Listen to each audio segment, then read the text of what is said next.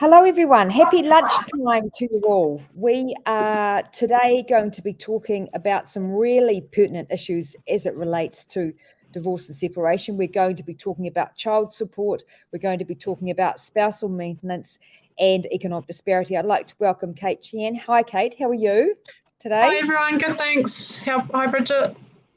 So Kate is a very experienced lawyer, and one of her bylines really is that she gets results, don't you? Yes, that's what I try and do, is get a resolution or a solution in terms of these particular claims. And court really is a last option for you, isn't it? That's your... Yeah, court's like the last resort. I mean, you want to try and settle or negotiate or reach some kind of amicable resolution or solutions to your own problems rather than having a court determine them. So you're experienced in many areas, particularly relationship property, and you are happy to give people 30-minute free consultations, and you're one of our legal expert advisors as part of Equal Access. And you've also got a dog called Richie McCaw. Yes, he's a great dog. He's just gone to the groomers today to get his hair cut. So, let's talk about economic disparity, because many people don't actually know what that is and if they're entitled to it. Yeah, well, economic disparity is kind of a tricky concept for people to get their heads around, I think. Like the way the law looks at it is quite different to the way that people look at it. So I think with economic disparity, generally it's an adjustment in your overall relationship property settlement. And it's meant to account for the disparity during the relationship. So just say your partner works and you're the woman or the father, and you end up looking after the children, and you take time out of your career and you're not earning income. Effectively, that's one of the aspects that economic disparity is meant to account for. But it only kind of comes into play at the end, or when you're doing the deal or the settlement in terms of the relationship property settlement. So it's not what people think, which is like, oh, it's been unfair, afterwards. It's throughout the relationship and the factors during the relationship that you need to take into consideration. So that's one of the key aspects to it. A lot of people don't understand how it actually works, because it works in overall percentage terms. Like an overall percentage, like instead of a 50-50, and I think Bridgette and I will talk about this, instead of an equitable 50-50 split, you might end up with a 60-40 split, 60% in favour of the disadvantaged or economic disparate party. So effectively, it's to compensate them for economic disparity throughout the relationship or the marriage. That's really the basis for it. And how much are people really expected in terms of the amount that they will get? What sort of factors go into determining the amount of economic disparity that an ex-partner might be able to receive? Yeah, well, the factors that the court looks at is like the earning capacity, so the income. So if the income's like significantly disparate, like say, for example, one person earns $50,000 and the other person earns $500,000 per annum, there's a massive difference in the income. So if it's a more kind of equitable or equal income, then the court will also kind of look at that. So it comes down to the earning capacity, and that doesn't necessarily mean the income that you earned. It meant the income that you could have earned had you been in that position or that career. So you've sacrificed life.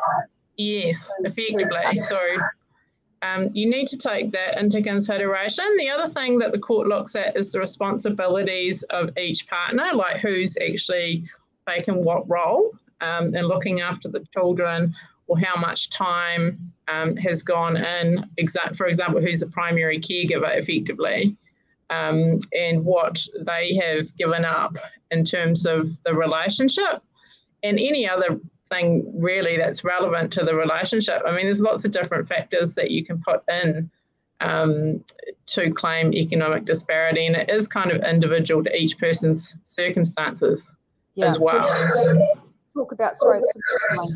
But let's talk about the role of a forensic accountant in terms of economic disparity for clients in terms of reports. Yeah, well, it's really important to get a forensic accountant. Like, I can't underestimate the importance of it, because you need to not only account for, the income, but what's happened with all of the assets and the money and things like that. So you do actually need to get a proper investigation or forensic accountant to look at it for you, so that you've got some basis on which to value the economic disparity. And there are different ways of valuing it, and this is where it gets tricky, and this is why you need a lawyer to help you try and work it out with a forensic accountant to work out what you can get, because there are different ways to effectively value the economic disparity. But overall, it's more done in percentage terms. Yeah. Yeah. Thinking in terms of potentially the person who is entitled to the economic disparity, there could be a 55 or a 60, 55-45 or a 60-40 split in the shared marital asset pool. That's right. So they adjust the way it works with relationship property. A lot of people don't understand this as well, is you get all the assets in the pool together, you value them, and then you deduct the relationship debts, like the mortgage, say, for example, you deduct that off, and you've got balances, and then you adjust the balances of what's left in the pool, so to speak, if you were selling the house. That's a straightforward example. Yeah. And just coming back to the forensic accountant reports, clients need to be mindful that there is a cost there, which could be anywhere from sort of $2,000 up to even $15,000, $20,000, depending on how intricate their scenario is. That's right. There can be quite a big cost in the forensic accounting evidence, not to mention the legal costs as well, but it is quite important to actually get some kind of evidence, whether it's an accountant or valuer or even a forensic accountant. You need some financial evidence to support your claim effectively. So, we're talking about there's got to be a disparity in the living standards and income, and it's got to be, in quotation marks, significant. So what is significant? Well, significant is a good example when you're not working at all. I would say that's pretty significant, and the other partner's working. I would say that amounts to significant, but significant is when somebody's on an excessively big salary compared to you as well. So that would be considered to be significant, I think. So there are different scenarios, but when it's more equal, or when it looks more equal, it's actually harder to argue towards economic disparity. So you have to be mindful of that when you're doing these settlements, because you want to make it a fair and equitable settlement for both parties effectively, so that they can actually do a clean break and then move on. That's really the concept of these relationship property splits, is to get a solution so that you can actually move forward in life. That's what you want. You don't want to be stuck going nowhere, dragging it out for years, and going through the court system is quite slow at the moment. So you want to try and do a deal, get a fair and equitable settlement, and have some adjustment in your favour if you can negotiate or agree with the other party. Yeah, and do it via roundtable rather than avoid the court process as much as you possibly can in terms of that. I think mediation is a useful tool, and I think a lot of agreements can be reached through mediation with a third party, because the third party helps see both sides of the coin or both sides of the story, because there's always two sides to the story in these cases. Or arbitration, where the decision's binding. Arbitration is an option. It's just not a widely used option in New Zealand at the moment. It's more mediation, but you can agree to arbitrate with the other party. But the arbitration costs can also be expensive, which is why mediation is the preferred option. Yeah. So what about economic disparity being included in contracting out agreements? Tell us more about that. Well, this is a tricky area, because when you do these contracting out agreements, what people don't realise is that if they are unjust, seriously unjust, or there's other grounds, they can actually be overturned. So if there's no accounting for economic disparity in those contracting out agreements, what people don't realise is that you can actually apply to the court to have either part or all of the agreement voided or overturned in your potentially in your favour. So you need to be really conscious when you're doing these agreements that you're looking at the big picture not just the small individual like items. Absolutely. Okay, fantastic. Now, let's talk about spousal maintenance, because a lot of people wrongly think that spousal maintenance is child support. So let's talk about the time that it applies for, and how do you apply for it, and what can you actually get? Well, spousal maintenance is quite interesting because generally it's meant to account for a short time where you've split up with somebody and they were the primary, earner or income earner, and effectively you need some spousal maintenance as the spouse. So it's in addition to child support. That's what a lot of people don't realise. And then it's also meant to be based on a budget. So you've actually got to do like this whole quite detailed budget process, and Bridgette can help people with that through her program. And then what you do is you come up with a weekly figure or a weekly amount that you think is sufficient to meet your financial needs. And you need to either reach a private agreement with the person, which is preferable, or alternatively, you need to go to mediation or you need to go to court to get a court order.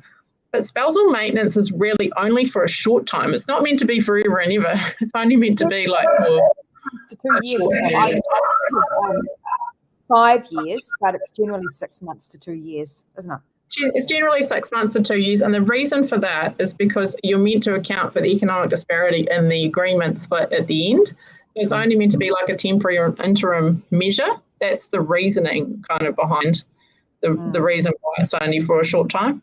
And that allows a ex-spouse to be able to get on their feet again, potentially even retrain during that period? Or it's meant to be to help them keep the house or the mortgage and keep going, with the kids and things like that. That's what it's meant to be for, so that that person can keep going. Because if they got no income overnight, it really affects them.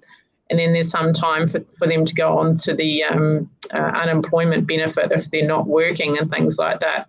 And this is when perhaps the child support comes into it as well. So, and then a lot of people realise that if they get into another relationship, de facto relationship, then the spousal maintenance ends.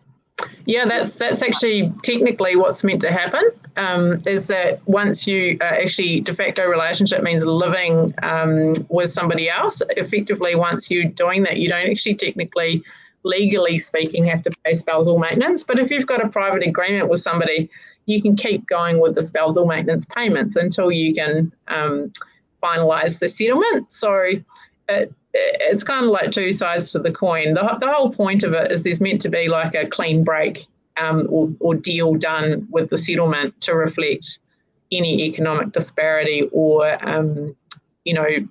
different income, and it's meant to account for everything in that respect effectively. So the settlement part is important, but the interim steps are also important to get you to the settlement effectively. Yeah, absolutely.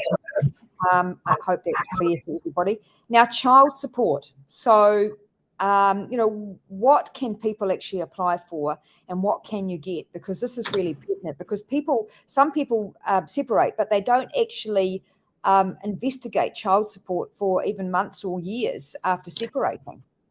Yeah, that's right. A lot of people don't really understand how child support really works. I think there are different ways it can work. Perhaps I'll start with that. Like, there's 3 different options effectively with child support. There's your private agreement, which your spouse just pays you a certain amount of money per week, and you can draft up a private agreement, and I can help people with the agreements. You just have a private arrangement, or you just have a private arrangement between yourselves. And they pay a certain amount of money per week. You can also agree to split the school fees and things like that in that type of arrangement, which usually ends up better for most people, I would say. And it's also variable, you can change it. If your income changes, you want to be able to change the amount that you're paying effectively. By private agreement, you can do that. Now, second option is voluntary agreement through the IRD. So that's when you do a voluntary payment or agreement, but you register the agreement effectively with the IRD. So they're responsible kind of for deducting or taking the money out. So that's the other second option. And the third option is just apply for assessment directly through the ID. Calculator assessment. As long as you know your ex-partners, what they earn, got a tax return from them, you can work out your assessment online through id.gov. That's right. It's something you can do yourself. But in terms of these options, you have to decide which is best for your set of circumstances. If you're more amicable with the person, it's much easier to have a private agreement than to go through all of the hassle and the process. Absolutely. And also is emotionally upsetting, I think, because people start feeling resentful and things like that they've got to pay extra money on top of what they're already paying. I think that's one of the big factors with child support. Yeah, absolutely. The best outcome, if you can proceed, so both of you sitting around the kitchen table working through all of your issues, is the best thing that you can do. And obviously having lawyers who sign off independently. You obviously need both independently, that's right, and then get it signed off. But because I always say to clients, you want to keep it amicable from the start, because at the end of the day, if you can't keep it amicable, it can end up being saving you. It's not going to be cost effective. It's not going to be timely. The emotional toll is going to be massive, and you want to have no regrets in terms of how you've acted through the process. And you've got to think about the best interest of your children, if that's appropriate, if that's relevant in terms of your scenario. So, Kate, what's your biggest tip for people who are thinking about divorcing or in the process of divorcing? What are a couple of tips there?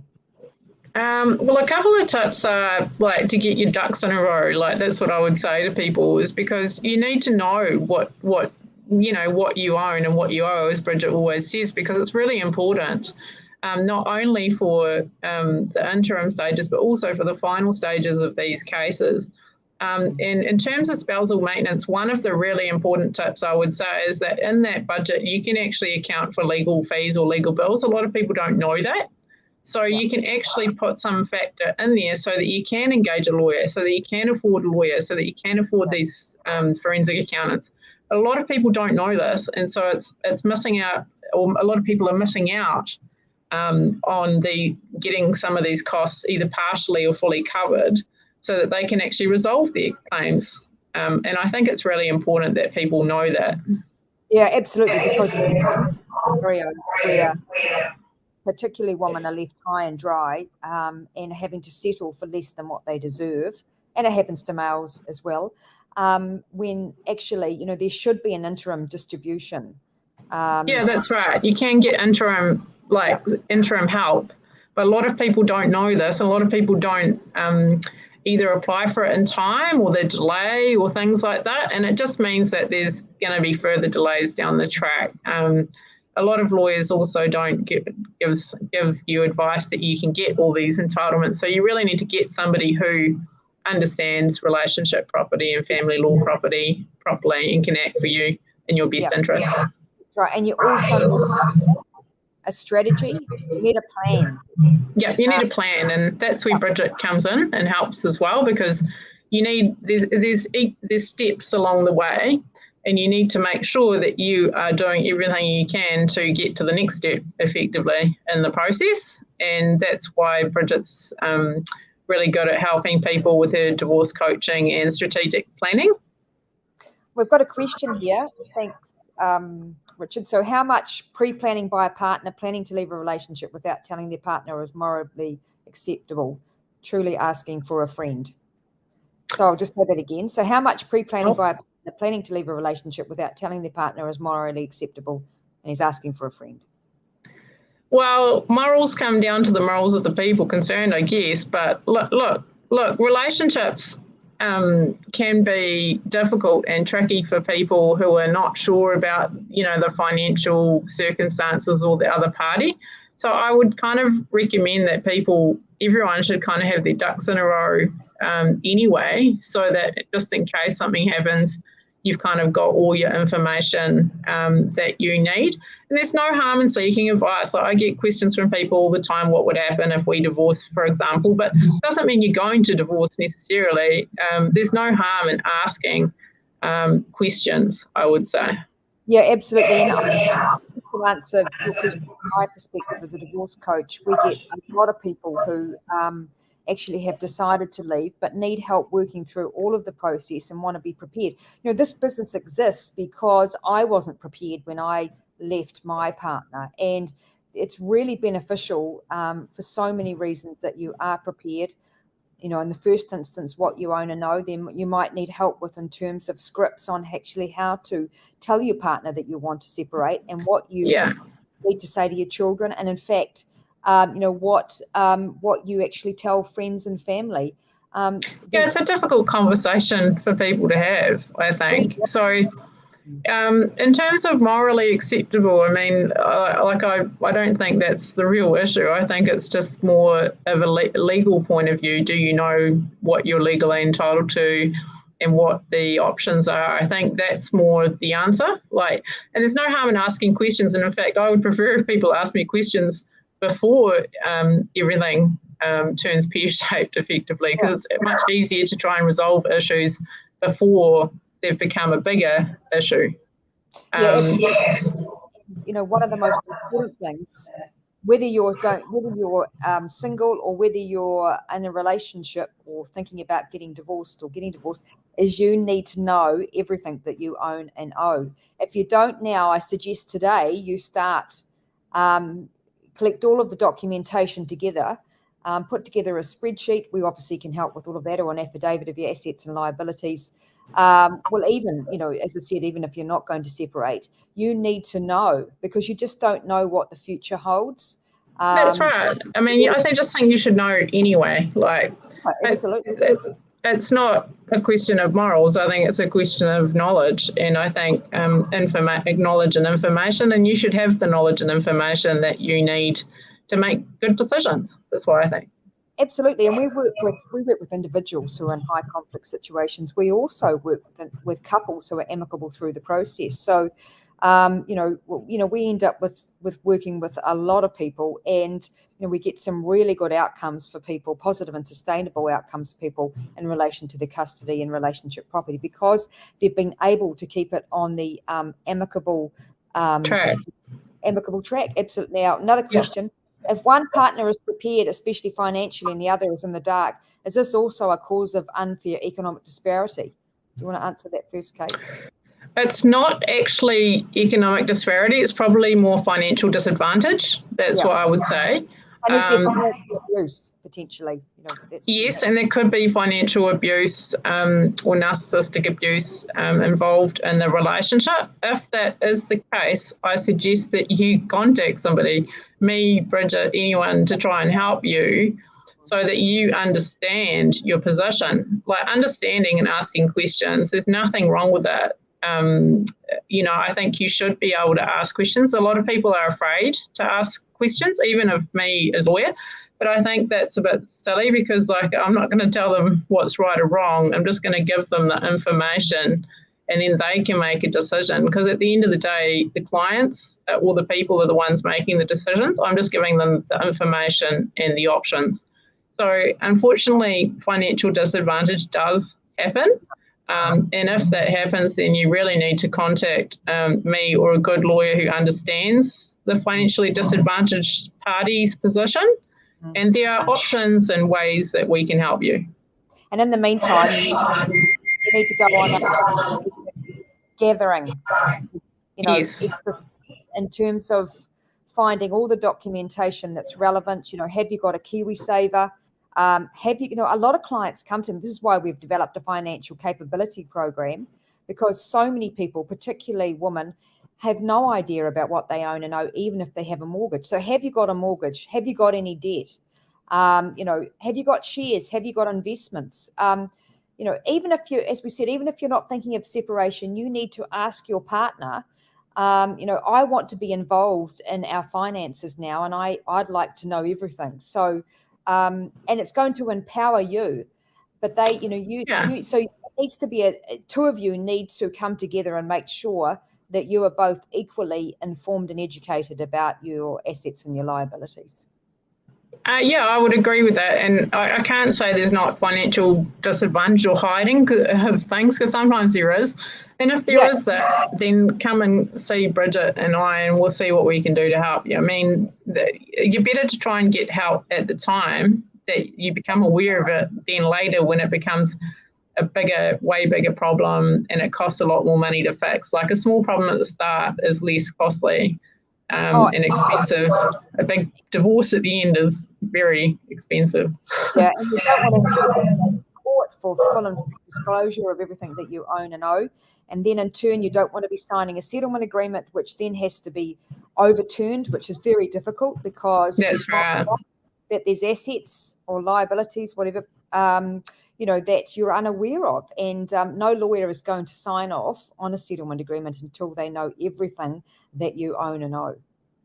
Well, there should be some form of financial disclosure by both parties. So both parties have got to financially disclose information, and that includes now trust stuff as well. So if you are involved in trust, don't think that you're just going to get away with it now, because some of the trust property or the trust income can be considered to be relationship property, and a lot of people get caught out in that respect. The same goes with companies or businesses. So you really need to contact Bridgette or myself, or you need to understand what it is, again, what you own and what you owe. And I think that's really the key take out of this whole today, knowing what you own and owe. It's just imperative, regardless. It's just so important. Yeah, absolutely.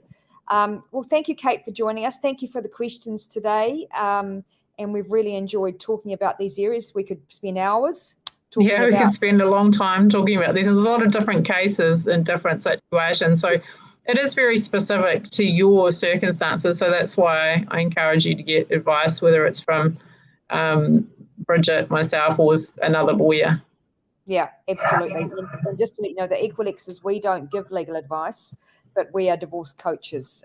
So we actually hold people's hand, thinking partner across the legal, the parenting, the financial and wellbeing, helping you make the best decisions that you can make, avoiding the mistakes and pitfalls that so many people, like myself, have made before the process, during the process.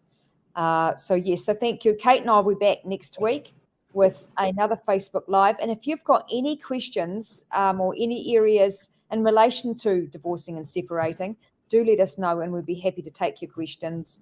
And at the end of the day, yes, what we want is to have outcomes, positive outcomes for people moving forward. That for us, that's the most pertinent thing, isn't it, Kate? We want you to walk away. That's right.